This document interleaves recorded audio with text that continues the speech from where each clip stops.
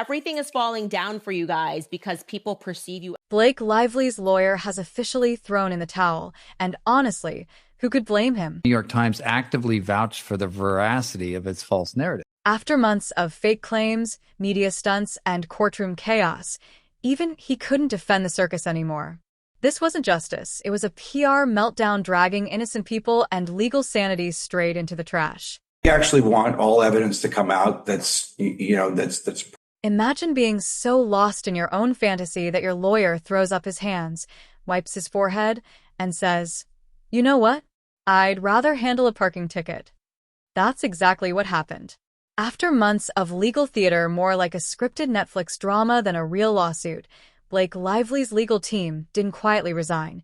They quit outright, fleeing like they were escaping a sinking ship loaded with PR grenades, tantrums, and legal chaos. Not defined by anything any man has ever done to you or will ever do to you, that your identity is you and you define. Let's talk about what pushed this legal pro to the edge. Blake and her ever-silent but somehow always involved husband, Ryan Reynolds, went full toddler in a toy store mode in court.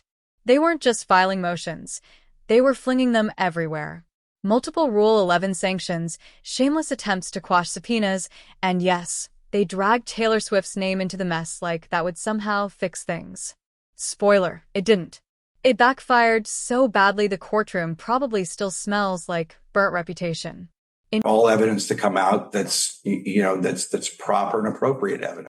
And then came May 13th, mark that date, because that's when all hell broke loose on paper. Brian Friedman's team, the ones actually acting like grown-ups, dropped a blistering letter that served Blake and Ryan their egos on a silver platter, calling Blake's tactics legally frivolous and emotionally manipulative. It was monstrous what she did, and she's got to pay for it. Live birth porn. When lawyers start comparing legal strategies to toxic relationships, it's a clear sign to run, and that's exactly what Blake's team did. They didn't just quit quietly. They rebelled, making a loud exit from a woman who turned the courtroom into her personal stage, expecting applause. Full-blown, I am sorry, I lied, I am a terrible person, tail in between the legs, and that's what we did. Now here's where it gets even more deliciously ridiculous. Back in April 2024, Blake and Ryan's legal team thought it'd be clever to throw over a dozen motions into the mix. You heard that right, 12 plus motions, including 2 requests for sanctions. That narcissists attack their victims is by using the legal system to bully their opponents. So according to them, these are some of the common tactics you'll see of them in court. One filing came from Blake's personal lawyer, the other from Ryan's pick, Michael Goddell, because God forbid he let his wife have all the cringe moments alone. These weren't carefully crafted legal arguments. Insiders say they were literally copy-paste jobs. Down to a prototype and said, I'm going to pump the brakes and see what happens. And then when Brian Friedman came back with the facts, they were just undeniable. You know, it was undeniable.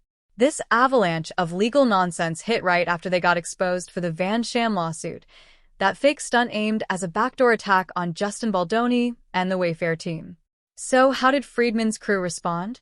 They unleashed associate Ellen GOP on May 13th, and she went scorched earth in court filings. She called their motions improper, duplicative, and harassing. That's legal code for, are you guys even sober? Because seriously, if you're going to weaponize the legal system, at least put some effort into it. Then they publish 170 pages of perfectly documented texts and emails between all the parties that basically show Blake to be the aggressor. And as if things weren't already blazing, court insiders revealed Blake's legal team had stopped trying to win. They were just dodging hearings. Instead of showing up and arguing facts, they tried to manipulate Rule 11 procedures to sneak in wins by wearing the court down. One judge reportedly called it a drama queen routine, and honestly, it's hard to disagree. Blake turned courtroom filings into BuzzFeed-style clickbait. Her obsession with controlling the narrative was so intense that her own lawyers quietly admitted feeling pressured to push claims that made no legal sense, but sure did make headlines. The whole point of a lawsuit is you just start with allegations, and allegations are not evidence. They're just statements of fact that help establish this is the claim that I'm bringing. Now here's the real kicker. The moment the dam broke. That same May 13th letter dropped a bomb, and not the fun kind. It revealed that Blake's legal team was pushing Rule 11 violations like candy at a party. They targeted people with no legal standing in the case. Jamie Heath, Melissa Nathan Valden, just casually tossing names into the fire like it was a gossip column. Friedman's team fired back, calling the sanctions demand not just weak, but a straight-up weapon of harassment. Yes, that's a real quote. And when a judge hears your legal strategy is basically harassment disguised as paperwork, you know things aren't going your way. I knew how she grew up. I knew that she kind of was one of these people. What tends to be the case is that when you grow up with everything, you create things out of nothing because you're looking for struggle in your life and you're used to getting whatever it is. One of the biggest problems with Blake's team was their use of group pleading, a lazy tactic that basically says, "We're blaming all of you, deal with it." It's legally shaky and intellectually insulting. The kicker? Even if it were a real issue, it's a curable defect in court, not grounds to start throwing sanctions around. That makes Blake's whole strategy about as solid as her judgment in picking co-defendants. Filing is pure comedy and insanity. It literally contradicts itself, and it's not even admissible because of certain things that are in. And while all this was unfolding, the silence from her legal team was deafening, not because they were confident, but because they were getting grilled behind closed doors. They were being called out for letting Blake treat the legal process like a game of whack-a-mole with subpoenas. She demanded gag orders on critics, tried to silence discovery, and dodged subpoenas like it was a TikTok challenge. Meanwhile, her lawyers just stood there, probably counting how much student debt they still owed while trying to survive this disaster. I believe Blake Lively is that, but again, you can clearly see, in my opinion, the narcissism at bare minimum that's going on with her. Let's be honest. When your own lawyers start quietly siding with the people you're suing and then pack up and walk away, that's not just a red flag. It's a flashing billboard with sirens blaring. Blake Lively wasn't just a tough client. She became such a liability that her lawyers would rather risk working retail during tax season than file another motion for her. This isn't how court works or law or justice. But it is how Blake Lively works, performative, petty, and totally detached from reality. Her lawyer? He finally got the memo. In this every step of the way. Let's be clear. When a lawyer realizes he's not handling a lawsuit but starring in a deranged press release crafted by a fame-obsessed actress who thinks Deadpool memes count as legal arguments, it's time to run. Blake Lively's now former legal team fled like the building was on fire, and she was holding the match. This wasn't about law, justice, or facts. It was all about image control, press manipulation, and narrative engineering. Once her lawyers saw they were defending a PR-obsessed narcissist, they tapped out. Fast. Accusations forces the opponent to be on the defensive and causes the court system to frown when the opponent makes a similar charge against the narcissist. Do you see that? So they've already said, we're going to file sanctions for Van Sham lawsuit, and your attorneys are acting unethically, and you have filed a frivolous lawsuit against us. That's what Wayfair. You'd think that after filing an absurd number of sanctions and throwing fits over every subpoena, Blake might eventually focus on, I don't know, *evidence star. But no. According to insiders, Blake and her ever-helpful legal sidekick Ryan Reynolds actually asked their attorneys to include tweets, tabloid headlines, and yes, Deadpool jokes in official court filings. No joke. She genuinely believed a superhero punchline could sway a federal judge.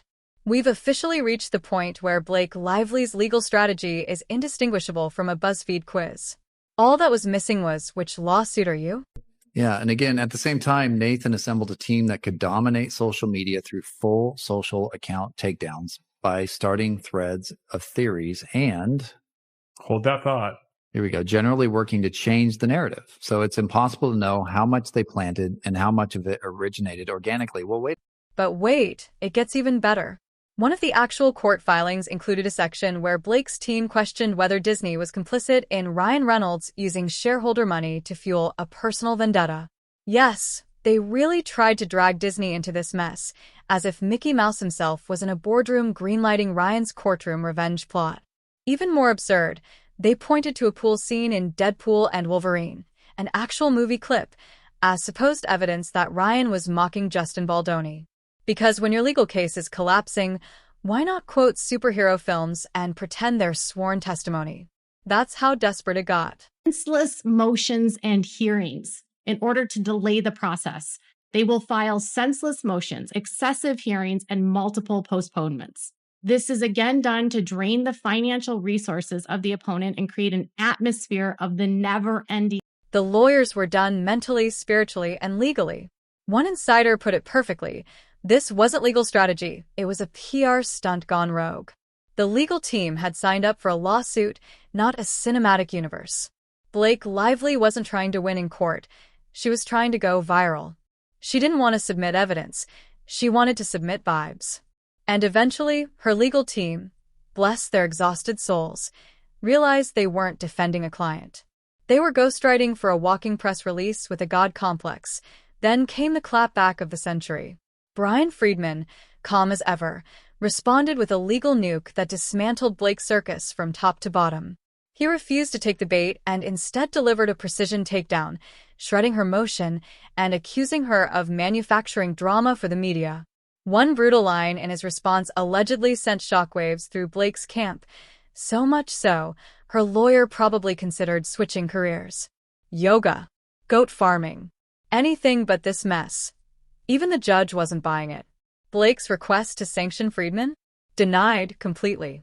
The court ruled it legally hollow, much like the claims she'd been parading since day one. To make matters worse, the judge went a step further, warning Blake's team that their repeated efforts to silence critics were veering dangerously close to violating the First Amendment. That's how far off the rails it had gone. She wasn't just trying to win a lawsuit anymore. She was trying to gag anyone who didn't flatter her online. At that point, her lawyer had had enough. Word is he flat out refused to sign another filing unless Blake changed her entire strategy. Spoiler, she didn't. Instead of scaling back, she tripled down, charging ahead like she was the misunderstood heroine in a courtroom rom-com. Only problem? No one was laughing, not even her own team. Going to the court so that they can get ahead of things so that when Baldoni and Wayfair do respond, the court looks at them like they're crazy. Behind the scenes, things were even uglier. Sources close to Blake Lively's legal team say the pressure didn't come from the case itself. It came from her complete disregard for legal ethics. Remember when she tried to subpoena Taylor Swift's phone records? That wasn't part of a real lawsuit. It was a fabricated legal stunt, designed to dig into personal data and leak it later. That wasn't a misstep. It was a calculated abusive process, and her lawyers were not on board. Tensions got so high that even Michael Godd's own sanctions filing, meant to defend their case, was reportedly rejected by his own partners. Why? Because they found it redundant and emotionally charged. Yes, even his team stepped in and said, "This is unhinged. Chill." It wasn't about justice anymore. It was about revenge, attention, and turning courtrooms into a stage for emotional meltdowns dressed up in legalese. And just when it seemed like the circus couldn't get more absurd, it did. Blake became so obsessed with appearing stronger than Justin Baldoni that she reportedly treated legal filings like Instagram captions. She demanded rewrites of court motions to make herself look like some boss babe icon. Imagine being a Harvard-educated lawyer and being told, "Can you make this motion sound more empowering?" Because that's exactly what was happening. And it really was quite horrific because you just go, what kind of a monster even goes through with this CRD filing? Like, they're basically bullying him. And then there's Leslie Sloan, a publicist who fancied herself a lawyer. At one point, she was reportedly reviewing court documents before they were finalized. Yes, the PR rep had more sway over legal filings than the actual attorneys. Because when you're Blake Lively, who needs legal experts when your publicist has Wi-Fi access and a Pinterest board titled Courtroom Chic? Oh, Justin Baldoni is suing him, Blake Lively, and their PR person, Leslie Sloan, for $400 million. Let's call it what it is. The lawyers didn't quit the case, they quit her. They walked away from the Instagram circus, the drama, the lies, the fake lawsuits, the Deadpool punchlines, the Taylor Swift subpoenas, the tabloid tantrums. They quit the ego trip she called a lawsuit. Blake Lively wanted legal warriors. What she got were crisis managers with law degrees, until they finally said enough and left with whatever dignity they had left.